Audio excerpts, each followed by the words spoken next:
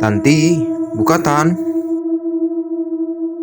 Di sebuah desa terpencil yang jauh dari perkotaan, ada seorang ustadz yang disegani. Namanya Ustadz Junaid. Sejak puluhan tahun lalu, setiap ada orang yang meninggal, keluarga almarhum biasanya memandikan jenazah di rumah Ustadz Junaid. Ada sebuah dipan kayu mirip ranjang dengan kaki-kaki tinggi yang menjadi saksi bisu dari puluhan atau bahkan ratusan jasad yang pernah dibaringkan di atasnya. Tapi seiring berjalannya waktu, banyak warga yang memilih langsung memandikan di rumah duka. Dipan tua itu jadi jarang dipakai.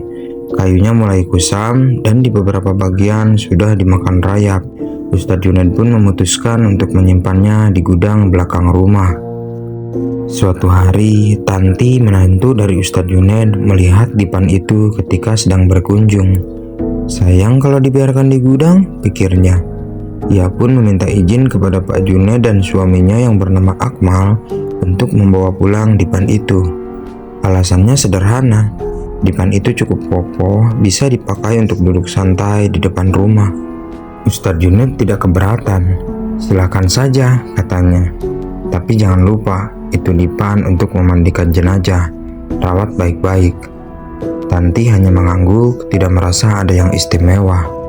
Karena kebetulan rumah Tanti tak jauh dari rumah Pak Junaid, hari itu juga dipan itu dipindahkan ke teras rumah mereka. Hari pertama terasa biasa saja, tapi malamnya, ketika Akmal masih bekerja dan belum pulang hingga larut malam, suasana rumah tiba-tiba terasa aneh. Tanti saat itu hanya tinggal berdua dengan anaknya yang masih balita. Udara mendadak dingin dan bulu kuduknya berdiri. Padahal bertahun-tahun tinggal di rumah itu tidak pernah sekalipun Tanti merasa takut. Untuk menenangkan diri, ia segera mengambil air wudhu dan menunaikan sholat maghrib. Namun di tengah-tengah sholat, dia merasa ada sesuatu yang aneh. Perasaan seolah ada yang berdiri di belakangnya, tapi tak bersuara. Tak mau sholatnya terganggu, Tanti mencoba fokus, tapi semakin lama rasa itu semakin kuat. Seakan makhluk itu mendekat. Begitu salam terakhir terucap, ia memberanikan diri menoleh ke belakang, tapi ternyata tidak ada siapa-siapa. Namun hawa mencekam di rumah malah semakin terasa. Tiba-tiba terdengar suara berisik dari depan rumah, seperti ada sesuatu yang melompat-lompat di atas kayu. Dengan jantung berdebar, Tanti berjalan pelan ke jendela. Saat itu juga darahnya serasa berhenti mengalir. Di atas dipan tua itu berdiri sosok pocong, tubuhnya kaku, kepalanya miring, dan wajahnya yang rusak menatap lurus ke dalam rumah, tepat ke arahnya. Tanti ingin menjerit, tapi mulutnya seakan terkunci, seperti ada yang membekap. Karena panik, ia meraih gelas di meja dan melemparkannya ke arah sosok itu. Gelas itu jatuh berderak di lantai teras. Tapi pocong itu tidak bergerak sedikit pun. Ia tetap diam, hanya menatap dengan mata kosong yang membuat lutut Tanti lemas. Karena tak tahu harus berbuat apa, Tanti pun mundur perlahan dan masuk ke dalam kamar. Menutup pintu rapat-rapat, ia duduk di sudut ranjang sambil memeluk anaknya, menggenggam tasbih dan berzikir lirih menunggu kepulangan Akmal sang suami. Hampir 2 jam kemudian selepas Isya, terdengar suara ketukan pintu. Rasa lega menyapu Tanti. Ia segera keluar dari kamar dan membukakan pintu. Ketika suaminya masuk, ia langsung memeluknya erat. Tapi ia tak berani menceritakan kejadian tadi. Dia berpikir untuk menceritakannya di lain waktu, mungkin di siang hari. Namun malam itu ternyata baru permulaan. Sekitar tengah malam, Tanti terbangun oleh suara ketukan pelan di pintu depan. Ia menoleh. Akmal yang tadi tidur di sampingnya sudah tidak ada. Panik mulai menyerayapi pikirannya. Ketukan itu semakin keras, disertai suara seseorang yang memanggil namanya. "Tan, bukain pintunya, Tan." Dengan tangan gemetar, Tanti berjalan menuju pintu. Lalu Tanti mencoba untuk memastikan. "Bang Akmal? Ini Bang Akmal kan?" "Iya, ini aku. Kamu kenapa nggak bukain pintu?" Tanti menarik napas dalam-dalam. dan membuka pintu. Di sana berdirilah Akmal, wajahnya penuh keringat, seragam kerjanya masih lengkap. "Dari mana kamu?" seru Tanti. "Kenapa keluar gak bilang-bilang?"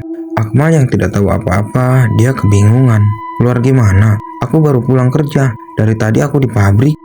Darah Tanti tiba-tiba terasa seperti membeku. Jika Akmal baru pulang, lalu siapa yang tadi tidur bersamanya? Sosok apa yang mengetuk pintu dan menyerupai suaminya?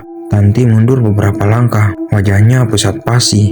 Ia menatap Akmal yang berdiri di depan pintu, memastikan benar-benar itu suaminya. Akmal benar-benar kebingungan melihat istrinya gemetar hebat. "Tan, kamu kenapa? Wajahmu pucat begitu?" tanya Akmal mencoba meraih bahunya. Tanti menggeleng cepat, napasnya memburu. Kamu yakin baru pulang kerja? Bukannya kamu barusan tidur di sebelahku?" Akmal mengerutkan dahi. "Tidur di sebelahmu? Tan, aku bahkan belum sempat pulang sejak tadi pagi. Aku lembur, baru ini aku sampai rumah." Sekujur tubuh Tanti merinding. Kakinya terasa lemas, hampir tidak mampu berdiri. Ia memegang pintu agar tidak jatuh. Aku lihat tadi kamu ada di sampingku. Aku yakin."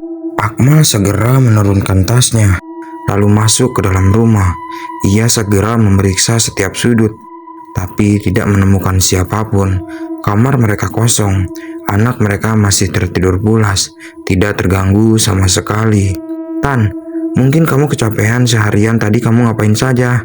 Akmal mencoba menenangkan meski dalam hatinya ikut merasa tidak nyaman. Tanti menggeleng. Bukan capek. Aku tahu apa yang aku lihat. Dan tadi sehabis maghrib, ada sesuatu di depan itu. Ada pocong.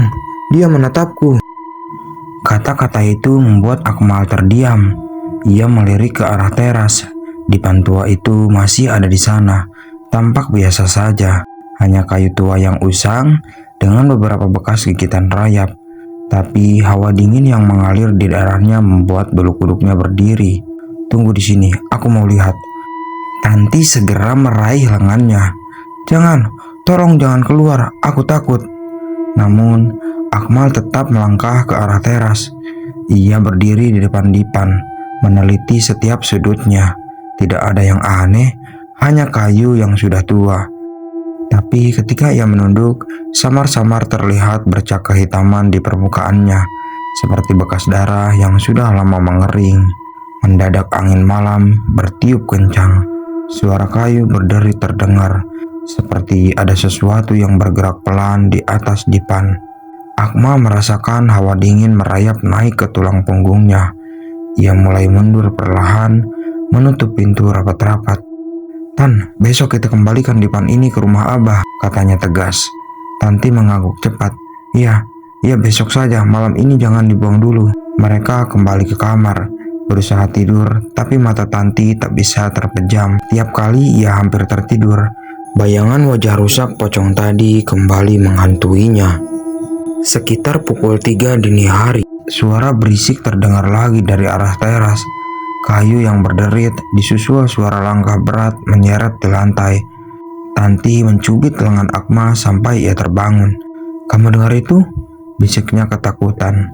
Akmal mengangguk. Dengan hati-hati ia bangkit meraih senter di meja, lalu berjalan ke pintu. Saat cahaya senter menembus kaca jendela, terlihat jelas di atas dipan pocong itu kembali berdiri. Tapi kali ini ia tak sendirian. Di sampingnya ada sosok lain, mirip manusia tapi membungkuk. Tubuhnya kurus kering, kulitnya pucat kehijauan, dan matanya mengkilat merah. Makhluk itu perlahan menoleh ke arah mereka, lalu tersenyum lebar, memperlihatkan deretan gigi hitam yang tajam. Tanti menutup mulutnya agar tidak berteriak. Akmal segera mematikan senter dan mundur beberapa langkah. Wajahnya penuh ketakutan. "Tan, cepat bangunkan anak kita. Kita keluar dari rumah ini sekarang juga," ucapnya terburu-buru. Tanti langsung menggendong anak mereka yang masih terlelap. Tanpa menoleh lagi, mereka keluar lewat pintu belakang, berlari menembus gelapnya malam menuju rumah Ustadz Junaid. Sesampainya di sana, Akmal menggedor pintu rumah sekuat tenaga. Tak lama kemudian, Ustadz Junaid muncul. Wajahnya begitu kebingungan melihat mereka yang ketakutan setengah mati. "Kenapa kalian?" tanyanya. Akmal hanya bisa menunjuk ke arah rumahnya. Napasnya terengah-engah. "Abah, Dipan itu, ada yang ikut, tolong kami." Ustadz Junaid langsung paham. Wajahnya mengeras. "Aku sudah bilang, Dipan itu hanya untuk jenazah. Kalian sudah mengganggu sesuatu yang seharusnya tidak dibangunkan." Ia segera mengambil beberapa botol kecil berisi air serta kitab dua. "Tunggu di sini, aku harus menyelesaikan ini malam ini juga, sebelum fajar. Kalau tidak, mereka akan mengikuti kalian kemanapun." Terima kasih sudah menonton. Lanjutan ceritanya besok atau lusa ya.